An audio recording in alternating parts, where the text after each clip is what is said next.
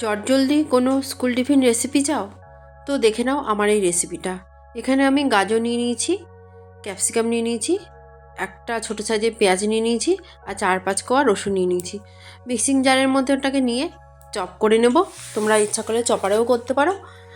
আর নিয়ে নিলাম আটা 1 কাপ, আর 1/2 কাপ নিয়েছি সুজি, আর সামান্য হলুদ, সামান্য জিরের গুঁড়ো, সামান্য ধনের গুঁড়ো, আর নিয়ে নেব সামান্য ম্যাজিক মশলা, আর নিয়ে নেব 1/2 চামচ মতন আমচুর পাউডার। এবার সবগুলোকে আটার সাথে মিশিয়ে নেব।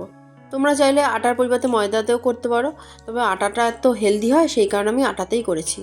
এবার অল্প অল্প জল দিয়ে একটা ব্যাটার তৈরি করে নেব। একবারে বেশি জল দেবে না, তাহলে কিন্তু ব্যাটারটা ভালো হয় না। অল্প অল্প জল দিয়ে একটা ব্যাটার তৈরি করে নেবে। দেখো ব্যাটারটা আমার খুব ঘনও হয়নি, খুব পাতলাও হয়নি, ঠিক এরকম হয়েছে। এটা খুবই হেলদি হয় আর খুব তাড়াতাড়ি রান্না হয়ে যায়। সামান্য নুন দিয়ে দিলাম, দিয়ে খুব ভালো করে মিশিয়ে নেব। এবার দেখো যেটা চপ করে রেখেছিলাম সেই সবজিগুলো আমি এর মধ্যে দিয়ে দিলাম, দিয়ে খুব ভালো করে মিশিয়ে নেব। এটা একটা হেলদি রেসিপি, তোমরা বাচ্চাদের স্কুলের টিফিনে বা স্ন্যাক্সেও দিতে পারো। দেখো ওটাকে আমি খুব ভালো করে মিশিয়ে নিয়েছি।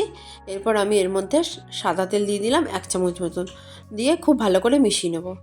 এবার একটা কড়াই নিয়ে নিয়েছি, কড়াইটা গরম হয়ে গেলে ওর মধ্যে আমি 1 চামচ মতন সাদা তেল দিয়ে দিলাম, মানে ছোটো চামচের 1 চামচ।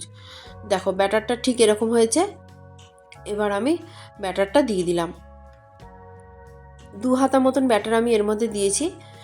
মোটামুটি গোল শেপ করেছি, গোল না হলেও কোনো অসুবিধা নেই। তারপরে ঢেকে রাখবো 2-3 মিনিট মতন।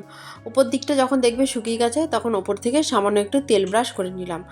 আর গ্যাসের আঁচটা কিন্তু কমিয়েই রান্না করবে, বাড়িয়ে করলে কিন্তু ভেতরটা কাঁচা থাকে, ওপরটা ভাজা হয়ে যায়। এবার উল্টে পাল্টে নিয়ে আর একটু ঢেকে রাখবো 2-3 মিনিট মতন, ব্যাস 2-3 মিনিট মতন ঢাকলেই হবে। এবার আমি ভালো করে একটু চেপে চেপে ওপর থেকে দিয়ে নাড়িয়ে চাড়িয়ে ভেজে নেব। একটু লালচে মতন করে ভাজলেই ভালো লাগে খেতে, আর এটা সুজি দেওয়ার জন্য বেশ খেতেও টেস্টি হয়। দেখো আমার কিন্তু এটা এপিট ওপিট করে ভাজা হয়ে গেছে। আমি আরেকটাও সেম একইভাবে ভেজে নেব। আমার এটাতে প্রায় 5-6 খানা মতন হয়েছে। চলো এটা কিন্তু একদম রেডি হয়ে গেছে। এটা আমি টমেটো সস আর মেয়োনিজ দিয়ে সার্ভ করেছি। ভালো লাগলে লাইক করবে, সাবস্ক্রাইব করবে। Bye, tata.